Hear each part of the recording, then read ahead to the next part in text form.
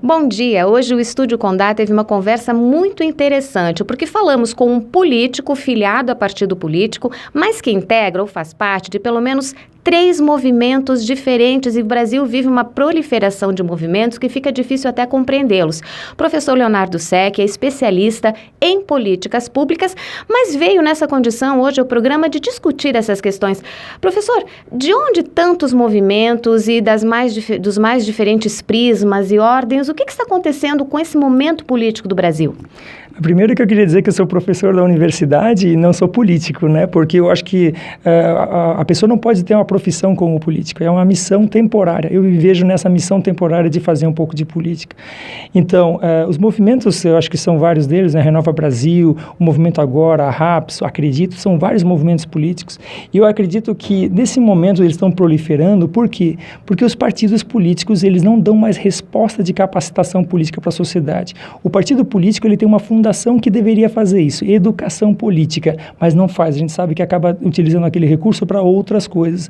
Então, quando a sociedade civil enxerga os partidos políticos como não fazendo o seu papel, a sociedade civil se levanta e faz os seus próprios movimentos. Então, esses movimentos são movimentos para capacitação de pessoas que não necessariamente são políticas, são pessoas da sociedade civil, para que elas ingressem na política, para que elas voltem a acreditar na política. Ou seja, você, qualquer um de nós aqui, pode ser uma pessoa que participa desse movimento e se candidate à eleição, para que a gente não tenha essa pecha de político carreirista, mas sim uma missão temporária com formação, com capacidade, para daí sim fazer uma intervenção na política pública, na reforma tributária, na reforma, enfim, todas as reformas que precisam fazer, eleitorais e assim por diante, para que a gente realmente tenha de novo a sociedade dominando a esfera do Estado. Se é que a sociedade alguma vez já o fez, pelo menos no Brasil, não sei se já o fez, professor. Mas, em linhas gerais, eu percebi muito que a preocupação do ouvinte, olha, quem abastece? É um movimento que tem um padrinho político forte ou tem um padrinho que injete dinheiro no movimento? A gente percebe que as pessoas estão muito desconfiadas.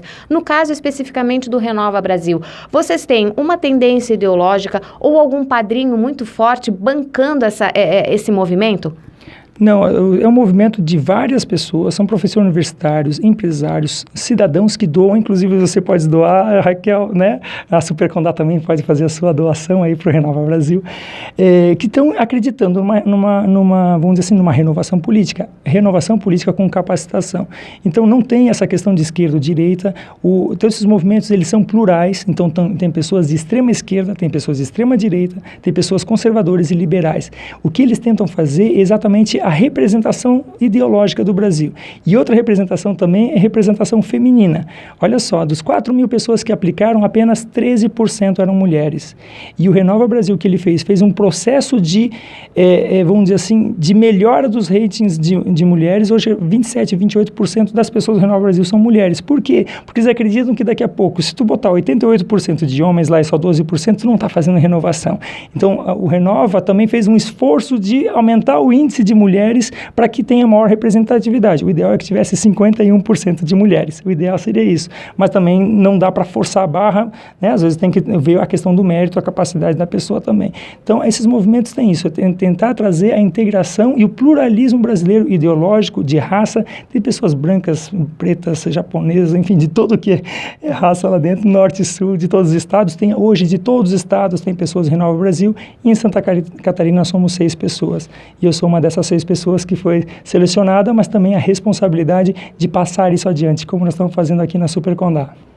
São conceitos muito diferentes, porque é trazer a questão do estudo à política, da preparação junto da política. Eu pensei aqui em não ficar tão ligada a talvez ideologias ou enfim, é mais a questão plural. O professor trouxe esses termos, pluralidade, tolerância, no momento que o Brasil anda muito complicado, em que a gente não anda tolerando nada que não seja o nosso próprio pensar. Então vamos ficar atentos a isso. Para o Clique RDC, Raquel Lang.